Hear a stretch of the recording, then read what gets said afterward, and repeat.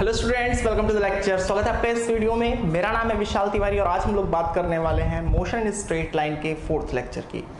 इससे पहले वाले वीडियो में हमने इक्वेशंस ऑफ मोशन को डिराइव किया था by graphical method. Graphical method basically class 9th में हम लोग पढ़ते हैं, बट मैंने फिर भी करवा दिया था कि अगर किसी को डाउट हो तो समझ में आ जाए। आज हम लोग देखेंगे इक्वेशंस ऑफ मोशन को कैलकुलस मेथड से कैसे डिराइव करते हैं। स्टार्ट करने से पहले आप में से जिन लोगों को अभी इंटीग्रेशन सॉल्व करना नहीं आता या इंटीग्रेशन के बारे में नहीं पता, तो पहले जाके इंटीग्रेशन वाले वीडियो को जो मैंने मैथमेटिकल टूल्स में अपलोड किया है उसे देख लो, ठीक है, क्योंकि उसका यूज़ यहाँ पे होगा। इंटीग्रेशन, डिफरेंशिएशन, ये चीज़ें आपको पता होनी बहुत ज़रूरी हैं। ये हर चैप्टर में आएगा, कई सारे डेरिवेशंस में आएगा, कई सारे न्यूमेरिकल्स में आएगा, तो इस पर आपकी पकड़ थोड़ी अच्छी होनी चाहिए। सो स्टार्ट करते हैं इक्वेशंस ऑफ मोशन। सबसे पहले हम उन 3 एक्सप्रेशंस को समझ लेंगे जिसका यूज करेंगे हम लोग डेरिवेशन में। तीनों एक्सप्रेशंस कौन कौन से हैं? Instantaneous acceleration equal to dv by dt, a equal to dv by dt, ये चीज मैंने कराया था, ठीक है। जिन्होंने नहीं पढ़ा वो इंस्टेंटेनियस एक्सेलरेशन और एवरेज एक्सेलरेशन ये मैंने सेकेंड वीडियो में करवाया था, वहां पे जाके आप देख लो। दूसरा expression velocity equal to dx by dt, कौन सी वेलोसिटी है? Instantaneous velocity. और एक तीसरा एक्सप्रेशन और है, वो है a equal to v dv by dx। ये दोनों तो मैंने डिस्कस करवाया है, बट तीसरा हमने अभी तक नहीं देखा है। सो बेसिकली जो तीसरा है वो इन्हीं दोनों से मिलके बनता है। देख लेते हैं कैसे। अगर इस इक्वेशन को a equal to dv by dt हमने लिखा और इसको dx बाई dx से मल्टीप्लाई कर दें, dx बाई dx बेसिकली क्या होगा? 1 होगा, ठीक है। सो किसी भी क्वांटिटी को 1 से मल्टीप्लाई करने पे क्वांटिटी अनचेंज्ड रहती है, चेंज नहीं होती। सो ये चीज लिखा जा सकता है। dt को आप इधर लाओ और dx को आप इधर लेके जाओ, सो क्या हो जाएगा? a equal to dx by dt into dv by dx। अब इस वाले एक्सप्रेशन को देखो, यहां पर क्या है? v equal to dx by dt। So हम लोग लिख सकते हैं ना, जो dx बाई dt इसकी जगह पे लिख सकते हैं v, और यहां पर आ जाएगा dv बाई dx, ठीक है। यही चीज मैंने यहां पर लिखा है। सो ये तीनों एक्सप्रेशंस हमें पता होने चाहिए। सिर्फ आज के डेरिवेशन में नहीं, कई सारे न्यूमेरिकल्स ऐसे होंगे जिनमें आपको इन एक्सप्रेशंस का यूज करना पड़ेगा, ठीक है।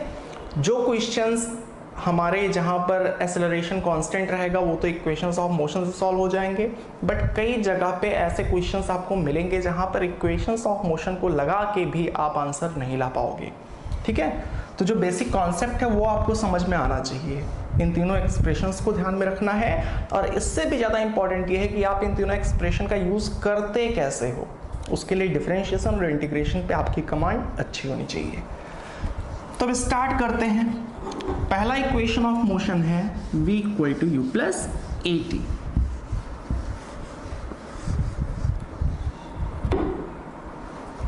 सो पहला हमें डिराइव करना है v equal to u plus a t. अब अभी मैंने जो पहला एक्सप्रेशन लिखा था वो क्या था? a equal to dv by dt। अच्छा, एक चीज याद रखना, जितने भी मैं एक्सप्रेशंस करवाऊंगा वो किसके लिए हैं? फॉर कांस्टेंट एक्सेलरेशन, यानी कि a की वैल्यू फिक्स्ड होगी, ठीक है। हर एक सिचुएशन में a की वैल्यू फिक्स्ड है। a 0 भी हो सकता है, 2 भी हो सकता है, -5 भी, बट ये चेंज नहीं होगी। a कांस्टेंट है यहाँ पे, इस चीज को ध्यान में रखना है। एक चीज यहाँ से और भी हम लोग समझ सकते हैं कि अगर ये डेरिवेशंस हम लोग a को कांस्टेंट रखते हुए कर रहे हैं तो इनसे जो रिजल्ट निकलेंगे वो सिर्फ वही लगाए जा सकते हैं जहां पे a कांस्टेंट हो। इन रिजल्ट्स को आप उन क्वेश्चंस में नहीं लगा सकते जहां पर a चेंज हो रहा हो, ठीक है। ये चीज हमें पता होनी चाहिए। तो चलो डिराइव करते हैं। a equal to dv by dt, dt को आप इधर लेके जाओ, क्या हो जाएगा? a dt equal to dv, उल्टा करके लिखें अगर हम लोग तो dv equal to a dt। यहां तक कोई प्रॉब्लम हमको नहीं हुई। अब क्या करेंगे? Integrate both sides, integrate both sides with proper limits. Limits सही तरीके से लगाना बहुत इंपॉर्टेंट है। आज मैं आपको वो भी सिखाऊंगा कैसे लगाते हैं लिमिट। इंटीग्रेट करेंगे, इधर आ जाएगा dv equal to a dt। ध्यान से देखना आप, यहां पर dt है, t का मतलब टाइम, तो यहां पर जो लिमिट्स लगेंगी वो किसकी लगेंगी? टाइम की लगेंगी। आगे से हमें मतलब नहीं है, यहां पर t है तो यहां पर टाइम की लिमिट्स लगेंगी। इन द सेम वे यहां पर dv है, यानी v मतलब वेलोसिटी, तो यहां पर वेलोसिटी की लिमिट्स लगेंगी। अब सिचुएशन को समझ लेते हैं। मैं कई बार आपको एक एग्जांपल दे रहा हूं कि आप अपनी बाइक या स्कूटी को अगर धक्के से स्टार्ट कर रहे हो तो क्या होता है कि आपने धक्के से स्टार्ट किया तो किसी पर्टिकुलर टाइम पे जैसे ही आपकी बाइक स्टार्ट हुई उस टाइम पे स्टॉप वॉच में आपका स्टॉप वॉच भी ऑन हो गया, यानी टाइम कितना था? 0 था। और उस टाइम पे आपके बाइक की वेलोसिटी कितनी थी?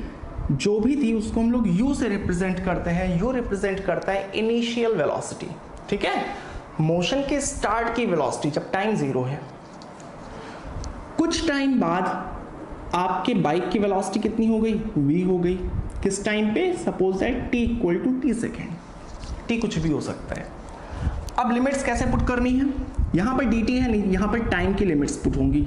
सो यहां पे मैंने 0 लिखा, मतलब जब टाइम 0 है तो यहां पे जो वेलोसिटी की लिमिट होगी वो उसी टाइम की होगी। जब टाइम 0 है उस टाइम की वेलोसिटी यहां पर कितनी है? u है। जब टाइम t है तो उस टाइम की वेलोसिटी यहां पर कितनी है? v है। बस सिर्फ यही चीज आपको पता होनी चाहिए। पहली बात कि अगर यहां पर dt है तो t है तो इसका मतलब टाइम की लिमिट्स पुट होंगी। x होता तो यहां पर x की वैल्यूज पुट होती, ठीक है, और उसी के रिस्पेक्ट में यहां पे वैल्यूज पुट होंगी। अब सॉल्व करते हैं इसको। dv का इंटीग्रेशन हो जाएगा v, इंटीग्रेशन हमने कर दिया तो इसको हम लोग स्क्वायर ब्रैकेट में पुट कर देते हैं। लिमिट्स जो पहले लेफ्ट साइड लगी थी अब वो राइट साइड लगेंगी। लोअर लिमिट यहाँ u और अपर लिमिट v, ठीक है। उसी तरीके से a कांस्टेंट है, मैंने ये चीज पहले ही लिख दिया था कि a क्या है? फिक्स्ड है, a चेंज नहीं हो रहा। सो a dt का इंटीग्रेशन हो जाएगा a t, lower limit 0 upper limit t। So solve कैसे करते हैं लिमिट्स को? Upper limit minus lower limit, so upper limit है v माइनस लोअर लिमिट है u equal to, upper limit को आप पुट करोगे तो ये हो जाएगा a t और लोअर लिमिट को पुट करोगे तो a इंटू 0 यानी कि 0।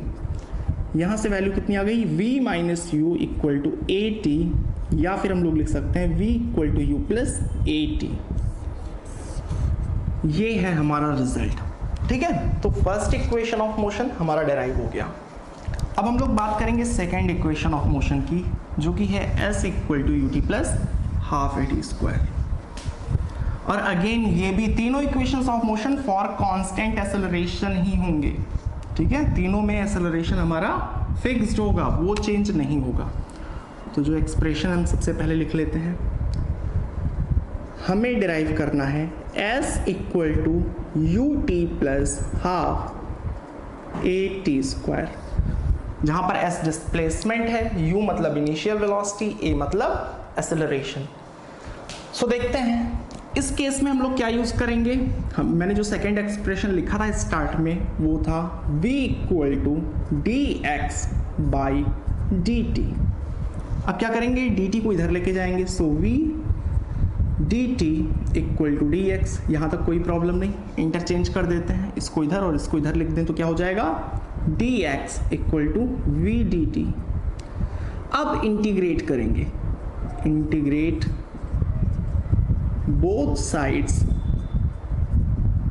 with proper limits, with proper limits। So integration करेंगे, ये है dx equal to integration v dt। Limits कैसे लगाएंगे आप इस चीज को समझना। यहाँ पर है टाइम, तो यहाँ पे टाइम की लिमिट्स लगाएंगे। यहाँ पर है x मतलब पोजीशन, x क्या बता रहा है? बॉडी की पोजीशन को बता रहा है, तो यहाँ पर पोजीशन लगाएंगे, मतलब x की वैल्यूज को पुट करेंगे। अब सिचुएशन समझ लेते हैं। जब मोशन स्टार्ट होता है, यानी कि जब टाइम 0 है, तो उस टाइम पे बॉडी जहां होती है उसको हम लोग क्या बोलते हैं, इनिशियल पोजीशन। सपोज दैट ये है हमारी एक्स एक्सिस। सो इनिशियली जब बॉडी मूव करना स्टार्ट हुई, जब टाइम 0 है, तो बॉडी की पोजीशन यहाँ पे है। सपोज दैट इसकी वैल्यू है एक्स आई क्या रिप्रेजेंट कर रहा है, इनिशियल पोजीशन। और कुछ टाइम बाद बॉडी यहाँ पहुँच गई, t=t सेकेंड पे बॉडी यहाँ पहुँच गई, तो उस टाइम पे बॉडी की जो पोजीशन है उसको मैंने लिख लिया एक्सएफ रिप्रेजेंट कर रहा है final position of the body, और एक्सआई रिप्रेजेंट कर रहा है initial position of the body. अब डिस्प्लेसमेंट क्या है, वो चीज़ तो हमें साफ साफ दिख रही है कि भाई पहले बॉडी यहाँ पे थी, अभी बॉडी यहाँ पे है, तो इन दोनों के बीच का जो सेपरेशन है वही होगा ना displacement. So displacement equal to क्या आएगा हमारा, x f minus x i, x f minus x i. इतनी चीज़ हमको समझ आनी चाहिए। चलो अब सॉल्व करना शुरू करते हैं। सॉल्व करने से पहले लिमिट्स लगा लेते हैं। dt है मतलब इधर में टाइम की लिमिट्स लगानी पड़ेंगी। सो जब टाइम 0 है, यहाँ पर dx है यानी कि पोजीशन की लिमिट्स लगानी है। जब टाइम 0 है तो बॉडी की पोजीशन क्या है, xi है। जब टाइम t है तो उस टाइम पे बॉडी की पोजीशन xf है। बस अगर आपको इतना समझ आ गया तो आगे कोई प्रॉब्लम नहीं होने वाली। चलो पहले तो मैं ऐसे ही कॉपी करता हूँ, xi से xf ये हो गया dx। First equation of motion से हमने देखा था v equal to u plus at, तो v की जगह पे क्या पुट कर देंगे, चूंकि first equation of motion derive करने के बाद सेकेंड पे मूव कर रहे हैं, तो यानी कि वो जो रिजल्ट आया था वो ऑलरेडी हमारे पास है, तो उसका यूज करेंगे और v की जगह पे लिख देंगे u प्लस at, ठीक है, dt। ऐसा मैं कर क्यों रहा हूं, जब कभी भी इंटीग्रेशन करेंगे तो हमें यहां पे जो टर्म होगा उसको इसके रिस्पेक्ट में चेंज करना पड़ेगा। कहने का मतलब समझना, सपोज दैट ऐसे है y dx, तो हमें y को x के फॉर्म में पुट करना पड़ेगा।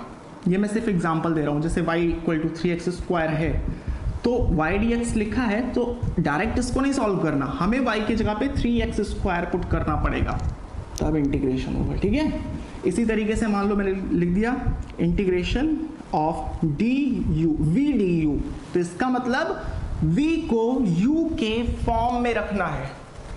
कोई नंबर भी रख सकते हैं, कोई पर्टिकुलर वैल्यू भी रख सकते हैं, बट साथ में अगर कोई वेरिएबल होगा तो वो वेरिएबल सिर्फ और सिर्फ u के फॉर्म में होना चाहिए। जैसे कि अगर v equal to u plus 3 है तो फिर आप क्या कर दोगे, u प्लस 3 du पुट कर दोगे। अगर v इक्वल टू 3 है सिंपली तो आप पुट कर सकते हो 3du, बट ऐसा नहीं है कि v अगर p के फॉर्म में दिया है और p वेरिएबल है तो आप उसे पुट कर दोगे, ठीक है। हो सकता है कि ये ज़्यादा कॉम्प्लिकेटेड आपको लग रहा हो। मेरे कहने का मतलब ये है कि अगर यहाँ पर dt है, ठीक है, तो मैंने v को इस फॉर्म में पुट किया। अब आप सोचोगे कि भाई t तो है मान लिया, बट यहाँ पर u और a भी आ रहा है ना, तो मैं बोलूँगा कि u और a कांस्टेंट है, ठीक है, कोई कांस्टेंट वैल्यू आ सकती है, but variable other than t नहीं आएगा, ठीक है। अगर कोई वेरिएबल होगा तो वो अदर देन t नहीं आएगा, ये चीज़ आप ध्यान रखना।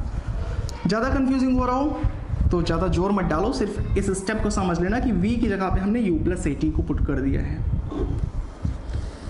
अब देखते हैं, धीरे धीरे करके सारी चीज़ें क्लियर होंगी। इसका इंटीग्रेशन क्या हो जाएगा, dx का इंटीग्रेशन हो जाएगा x, लिमिट्स इस साइड लग जाएंगी, सॉल्व करने के बाद राइट साइड में लगाते हैं। u कांस्टेंट टर्म है, अच्छा हाँ, यहाँ की भी लिमिट्स को लगाएं, so 0 to t। u constant term है तो dt मल्टीप्लाई होगा u dt का इंटीग्रेशन क्या हो जाएगा, ut हो जाएगा। ये चीज़ मैंने बताया था जब मैंने इंटीग्रेशन को समझाया था कि 5dx का 5x हो जाएगा, ठीक है। सो अगर u dx है तो ux हो जाएगा, u dt है तो ut हो जाएगा, बट अगर u कांस्टेंट है तो, ठीक है। अब at का क्या होगा, a कांस्टेंट है, एक्सेलरेशन फिक्स्ड है, सो a किसी वेरिएबल के साथ है तो a तो ऐसे ही रह जाएगा, टी टू दी पावर 1 का, मैं सिर्फ इसका करके दिखा रहा हूँ, ए टी डी टी। तो मैंने क्या बताया था कि ए बाहर निकल आता है और टी डी टी इसका इंटीग्रेशन फॉर्मूले से अगर हम लोग करते हैं so t to the power 1+1 upon 1+1। ये मैंने इंटीग्रेशन में सॉल्व करना बताया था। तो अगर किसी को यहाँ प्रॉब्लम आ रही हो तो समझ जाना कि ये प्रॉब्लम आज की नहीं, ये इंटीग्रेशन की प्रॉब्लम है, तो आप पहले उसको क्लियर करना। सो देखते हैं, a यहाँ पर आ गया t²/2, लिमिट्स हैं 0 to t। मैं राइट साइड में रब कर दे रहा हूँ। अगर लिमिट्स की वैल्यूज को पुट करें तो यहाँ पर होगा अपर लिमिट माइनस लोअर लिमिट। अपर लिमिट है xf माइनस लोअर लिमिट है xi। यहाँ पर अपर लिमिट है स्मॉल t, सो ut प्लस हाफ at²। और जब लोअर लिमिट को पुट करेंगे सो ये भी 0 और ये भी 0 आ जाएगा। तो ओवरऑल वैल्यू क्या आई? अब xf माइनस xi ये क्या था? xf माइनस xi ये तो डिस्प्लेसमेंट है ना, final position minus initial position. तो आ गया displacement equal to ut plus half at²। ठीक है, ये है हमारा second equation of motion. I hope यहां तक आपको कोई प्रॉब्लम नहीं हुई होगी। अब बात करते हैं हम लोग अपने थर्ड इक्वेशन ऑफ मोशन की। So third equation of motion है v² equal to u² plus 2as। ठीक है, v है फाइनल वेलोसिटी, u है इनिशियल वेलोसिटी, a एक्सेलरेशन और s डिस्प्लेसमेंट। इन टर्म्स के बारे में आपको पता होना चाहिए। इसको सॉल्व कैसे करेंगे? स्टार्ट में मैंने 3 एक्सप्रेशंस लिखी थी। तीसरा एक्सप्रेशन जो मैंने दोनों से डिराइव किया था वो था a equal to v dv/dx।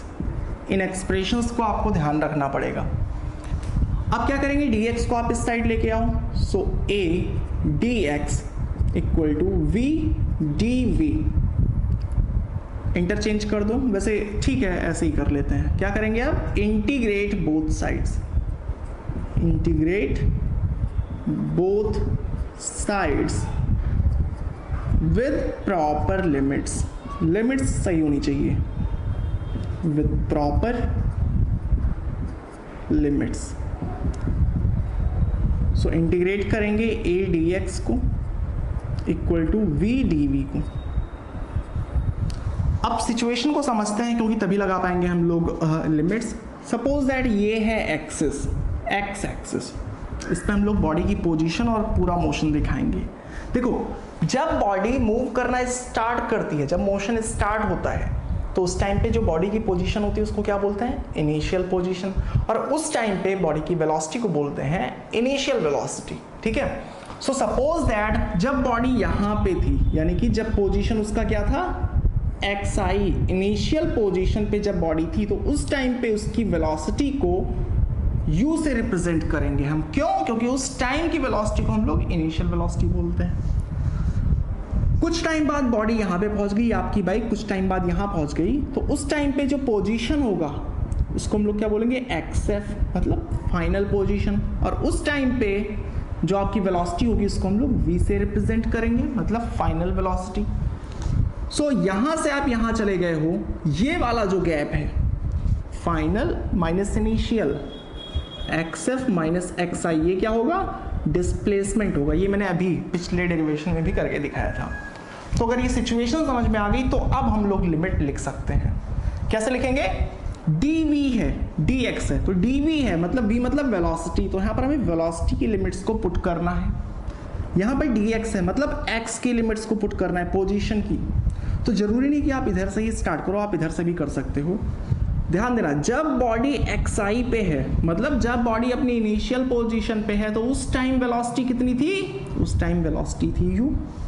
ठीक है, जिस टाइम बॉडी अपनी फाइनल पोजीशन पे है उस टाइम वेलोसिटी को किससे रिप्रेजेंट कर रहे हैं, v से रिप्रेजेंट कर रहे हैं। सिर्फ इतनी बात हमको समझ आनी चाहिए, अब इसके आगे कुछ नहीं रखा है यहाँ पे। देखो, एक कांस्टेंट है, मैंने स्टार्ट में ही बोला था, तीनों एक्सप्रेशन जो तीनों इक्वेशंस हम लोग डिराइव कर रहे हैं, यहाँ पर a कांस्टेंट है। सो a कांस्टेंट है तो a dx का क्या हो जाएगा, ax हो जाएगा। लिमिट इस साइड लग जाएंगी xi xf, सॉल्व करने से पहले लिमिट इंटीग्रेशन वाले सिंबल के नीचे लगती है लेफ्ट साइड, और सॉल्व करने के बाद अगर हमने इंटीग्रेट कर दिया तो जो आएगा उसको ब्रैकेट में पुट करके राइट साइड में लोअर लिमिट नीचे और अपर लिमिट को ऊपर लगाते हैं। ये चीज़ें मैंने इंटीग्रेशन वाले वीडियो में डिटेल में बताया है, और कैसे सॉल्व करते हैं वो भी बताया है। Equal to v d v. अब ध्यान से समझना, पिछले वाले डेरिवेशन में ये था वी डी टी था। सो जब मैंने इसको सॉल्व मुझे करना हुआ था तो मैंने v को क्या पुट किया था, u प्लस ए टी। ठीक है, मैंने बोला था कि यहां जो होगा उसी के फॉर्म में यहां होना चाहिए। इस केस में यहां भी v है और यहां भी v है, तो यहां हमें चेंज करने की कोई ज़रूरत नहीं है। ठीक है, सो इसको हम लोग अगर ऐसे ही डायरेक्ट सॉल्व करेंगे तो v टू द पावर 1 है ये, तो फॉर्मूले के अकॉर्डिंग क्या हो जाएगा, v to the power 1 plus 1 यानी v स्क्वायर, और अपॉन में भी 1 प्लस 1 आएगा यानी कि 2।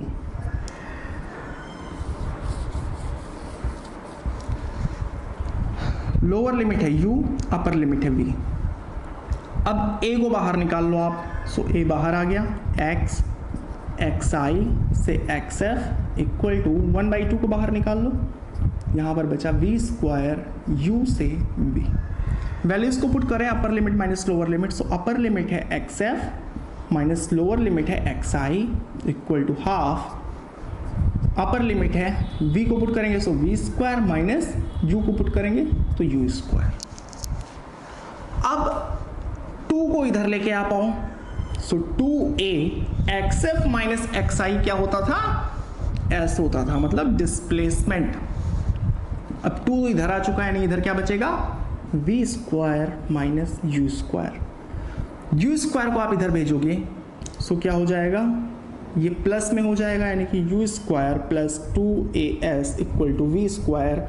इसका मतलब क्या, v square equal to u square plus 2as। यही है हमारा थर्ड इक्वेशन ऑफ मोशन। ठीक है, आई होप कि आपको समझ आ गया होगा तीनों जो इक्वेशंस ऑफ मोशन है कैसे डिराइव करने हैं बाय कैलकुलस मेथड। एक चीज़ मैं और बताना चाहूँगा यहाँ पे, इक्वेशंस डिराइव करना तो आना चाहिए, बट इक्वेशंस की कुछ लिमिटेशन है। जहाँ कहीं भी एक्सेलरेशन कांस्टेंट होगा वहाँ पे आप इक्वेशन को लगा के आंसर लाओगे, जो जैसा कि हम लोग क्लास 9th में किया करते थे। बट प्रॉब्लम कहाँ आती है, जहाँ जिस किसी क्वेश्चन में एक्सेलरेशन वेरिएबल होगा, एक्सेलरेशन चेंज हो रहा होगा, वहाँ पे हमें जो बेसिक फंडामेंटल मेथड है, जो तीनों एक्सप्रेशंस मैंने स्टार्ट में लिखाए थे, उससे और डिफरेंशिएशन, इंटीग्रेशन, इन सब की हेल्प लेके तब सॉल्व करना पड़ेगा। तो यहाँ पर ऐसा नहीं कि अगर आपको इक्वेशंस ऑफ मोशन पता है तो सारे क्वेश्चंस हो जाएंगे, बेसिक क्वेश्चंस हो जाएंगे, बट वो चीज़ें आपको समझ आनी जरूरी है। सो वंस अगेन मैं फिर से बोल रहा हूँ कि अगर आपको डिफरेंशिएशन, इंटीग्रेशन में प्रॉब्लम है तो पहले आप उससे क्लियर कर लो। ठीक है, आने वाले अगले वीडियो में मैं ऐसे ही कुछ क्वेश्चंस कराऊंगा जहाँ पे इक्वेशंस ऑफ मोशन का यूज़ नहीं होगा, वो भी करवाऊंगा जहाँ पे यूज़ होगा। ठीक है, दोनों एग्जांपल्स देखेंगे, फिर हम लोग मूव करेंगे ग्राफ पे। ग्राफ बोलने का मतलब कोई मोशन हो रहा है उसका ग्राफ कैसे ड्रॉ करेंगे, कोई ग्राफ दिया है उसको रीड कैसे करेंगे, मतलब उसको रीड करके मोशन को समझेंगे कैसे, और उसके बेसिस पे क्वेश्चंस का आंसर कैसे करेंगे। ठीक है, सो अगर आपको वीडियो पसंद आया हो तो वीडियो को लाइक कर देना, अपने दोस्तों के साथ शेयर कर देना। कोई सजेशन हो, कहीं पर कोई प्रॉब्लम लग रही हो, ठीक है, तो आप कमेंट कर सकते हैं, और मिलेंगे आपसे अगले वीडियो में। कोशिश करेंगे कुछ और अच्छा सीखें, और तब तक के लिए बाय बाय।